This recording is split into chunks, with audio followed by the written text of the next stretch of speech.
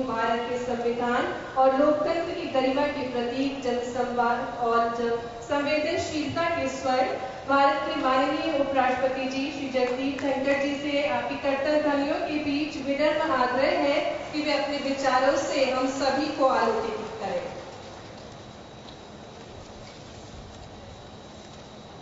भारत माता की, भारत माता की, भारत माता की जय। नरसिंह जी महाराज।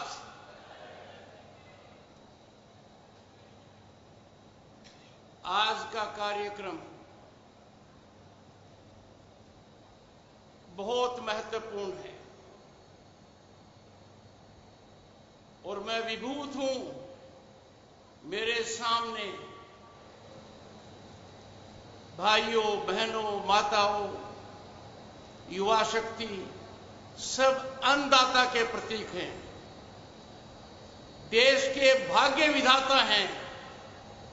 किसान की जितनी पूजा की जाए वो कम है।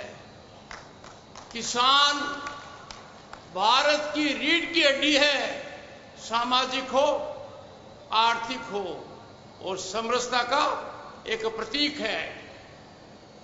मंच पर श्री मंगू भाई पटेल, राज्यपाल मध्य प्रदेश, उन्होंने राजनीतिक यात्रा शुरू की 1990 में, जब मैं केंद्र में मंत्री था और 2017 तक लगातार विधायक रहे और जनजाति के राष्ट्रीय स्तर पर बहुत बड़े नेता हैं।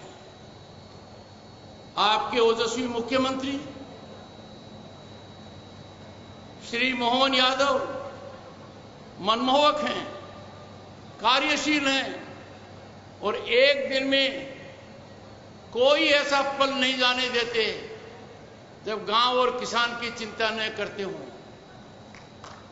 इनके नेतृत्व में मध्य प्रदेश सबसे बड़ी छलांग लगाएगा, ये मैं मेरे सामने देख रहा हूं, क्योंकि आज की जो पहल है कृषि को उद्योग से जोड़ने की, दोनों का मिलन कराने की, ये बहुत बड़ी सोच है। इसकी शुरुआत आपने की है, आप साधुवाद के पात्र हैं। श्री प्रहलाद पटेल जी, इनका राजनीतिक जीवन मेरे साथ शुरू हुआ जब 1989 में आप सबसे युवा सांसद बने और तब मैं केंद्र में मंत्री था। लगातार 5 बार लोकसभा के सदस्य रहे और यही ख्याति प्राप्त है। राव उदय प्रताप जी के साथ भी 5 का अंक जुड़ा हुआ है। 3 बार लोकसभा, 2 बार विधायक। श्री एडल सिंह कंसारा जी भी कम नहीं हैं, आप भी 5 के आंकड़े में हैं।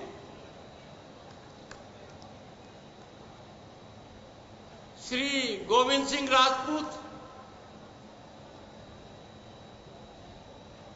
युवा शक्ति के प्रतीक हैं। श्री फगन खुलेस्ते जी सबसे वरिष्ठ हैं, 7 बार लोकसभा के सदस्य और राज्यसभा के सदस्य भी रहे। बहन माया नारोलिया जी राज्यसभा की सदस्य हैं। श्री दर्शन सिंह जी लोकसभा के सदस्य हैं।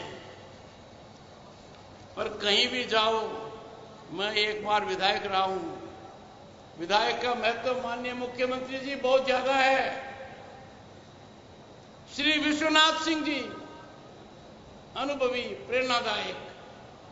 श्री महेंद्र नगेश, श्रीमती ज्योति काकोडिया डिस्ट्रिक्ट पंचायत प्रेसिडेंट।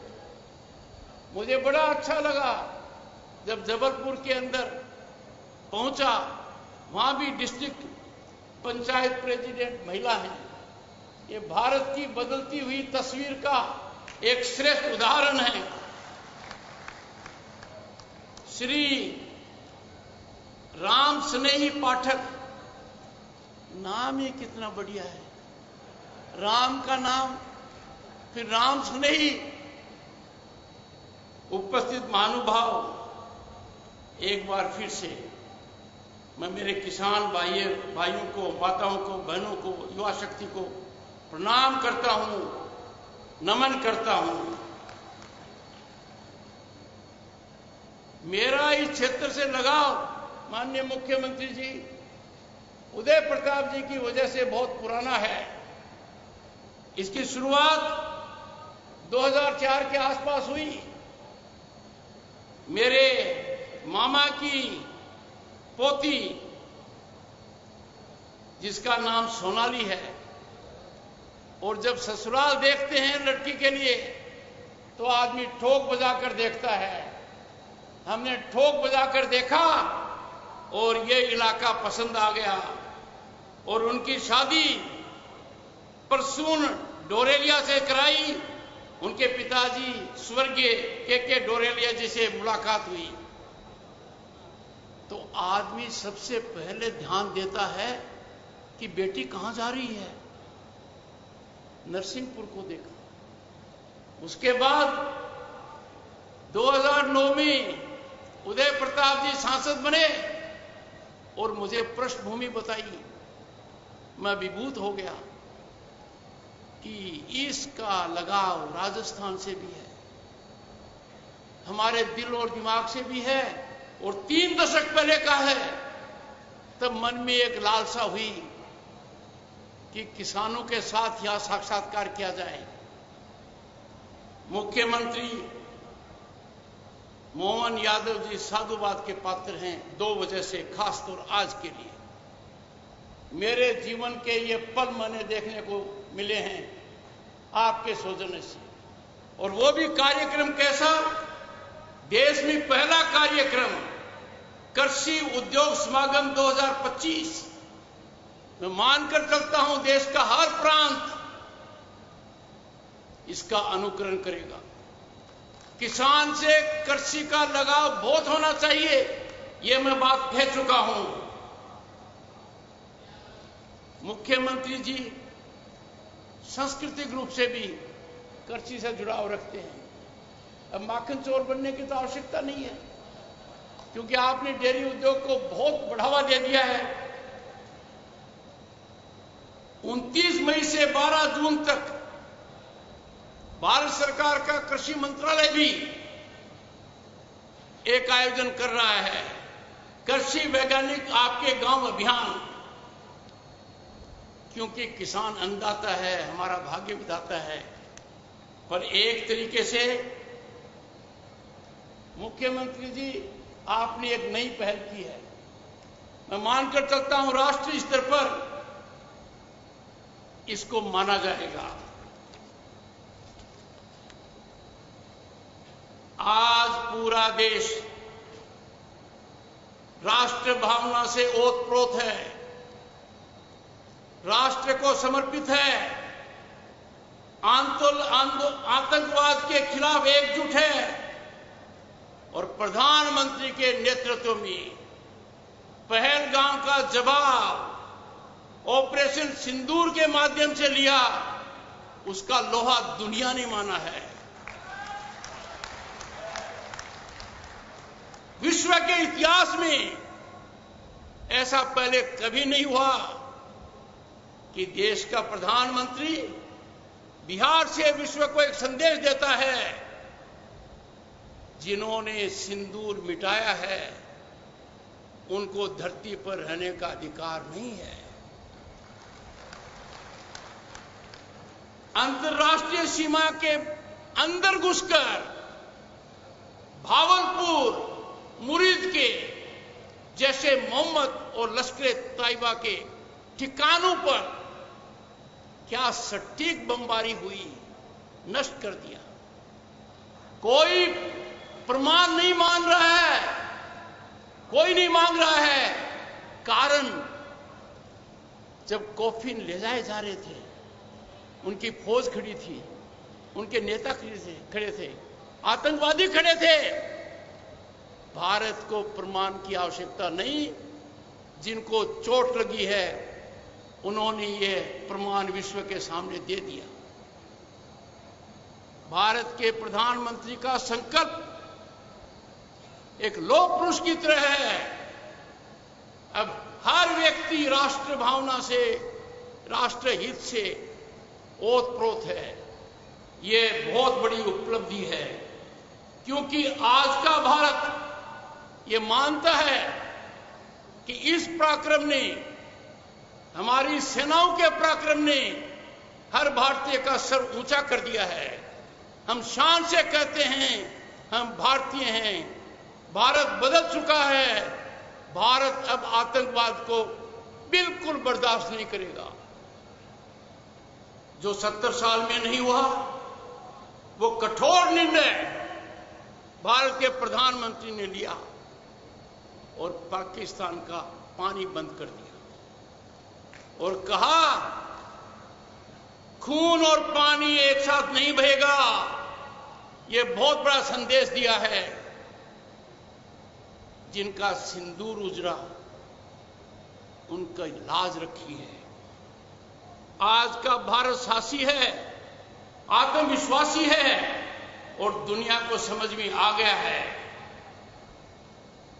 आज हमें संकल्प लेना चाहिए कि जो प्रधानमंत्री का आह्वान है, हम भारतीय हैं, भारतीयता सर्वोपरि है, राष्ट्र हित से ऊपर कोई हित नहीं हो सकता और आज पूरा देश इससे ओतप्रोत है।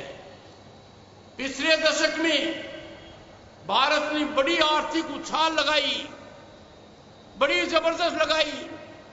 हम बहुत कमजोर स्थिति में थे दुनिया में, पर एक बड़ी खुशखबरी है।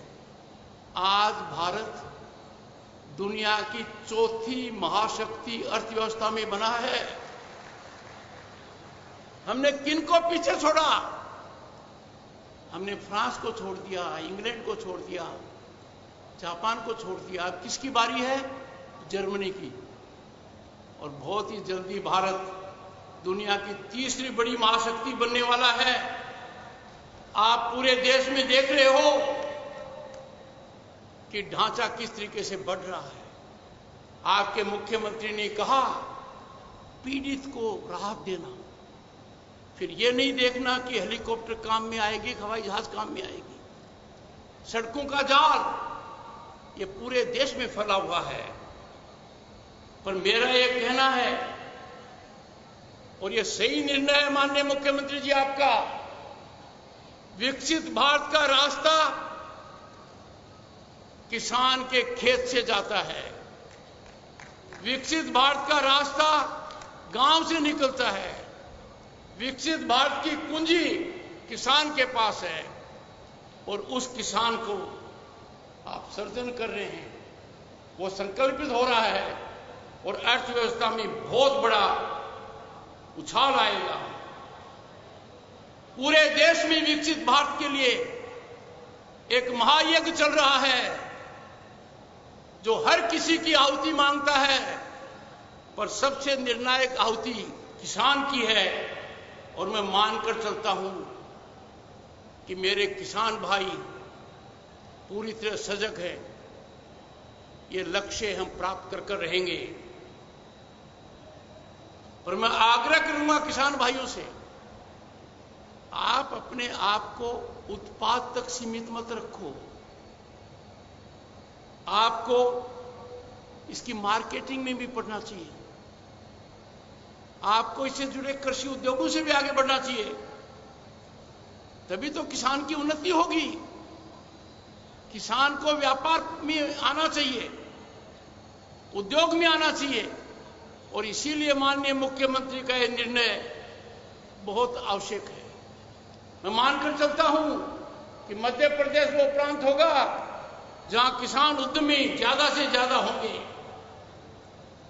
I have said on several occasions, farmers must emerge as entrepreneurs in agro sector. Our farmers must define entrepreneurship. I call them agripreneurs. We must have agripreneurs in millions who will engage with agro-produce marketing, agro-produce value addition, who will lead in dairying, in vegetables and fruits. और ये खुशी की बात है कि आज के दिन किसान के साथ संवाद हो रहा है। देश में 730 कृषि विज्ञान केंद्र हैं और Indian council of agriculture research, भारतीय कृषि अनुसंधान परिषद की अनेक संस्थाएं हैं, वो सब सजग हो गई हैं, जागृत हो गई हैं। और मुझे प्रसन्नता का विषय है कि जिस ओर मैंने ध्यान आकर्षित मुंबई में करवाया था, वो आज के दिन जमीनी हकीकत है। किसानों का सरकार का समर्थन बहुत ज्यादा है। किसान को हर तरीके से सरकार मदद कर रही है।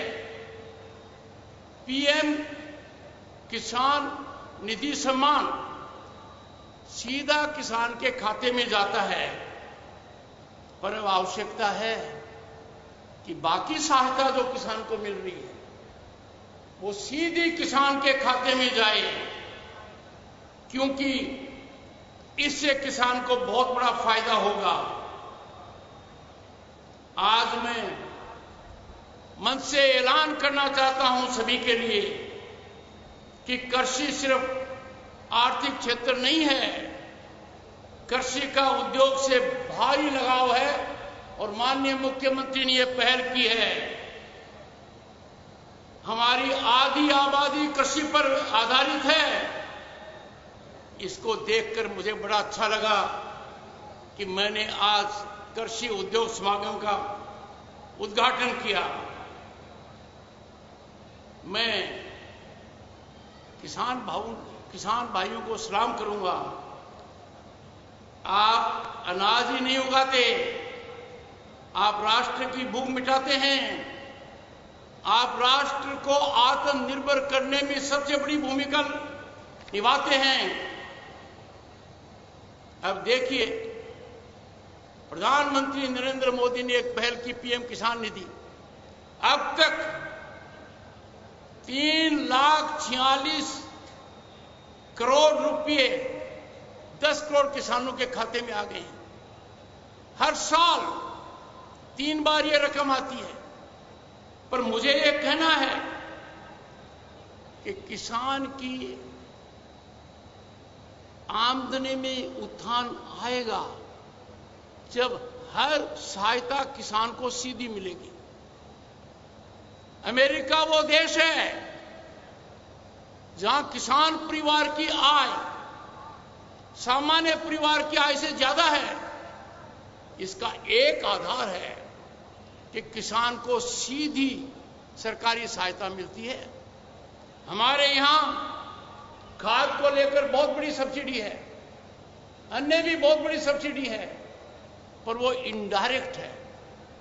यदि अगर वो सब सीधी किसान को दी जाए तो मेरा आकलन है एक आधार पर कि हर किसान को हर साल कम से कम 35,000 रुपये मिलेंगे। मैं मानकर चलता हूं कि Indian council of agriculture research इस पर ध्यान देगी, इस पर पूरी तरह से एक टिप्पणी का कागज निकालेगी ताकि किसान को ज्यादा से ज्यादा फायदा हो पाए।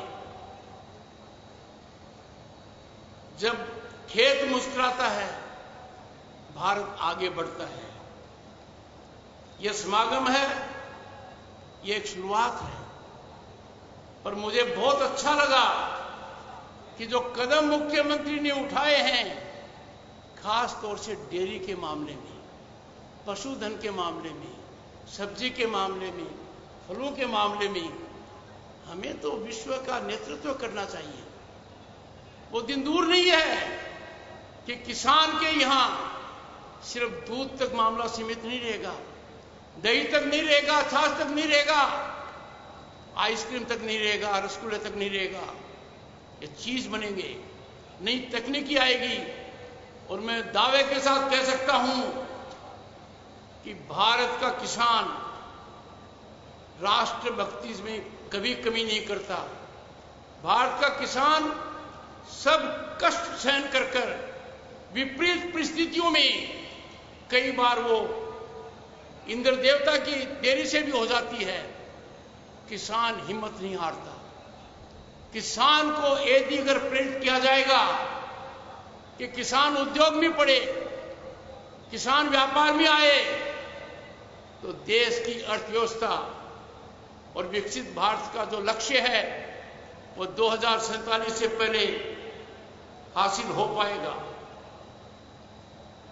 अंत में भाइयों और बहनों, आप मेरे प्रेरणा के स्रोत हैं।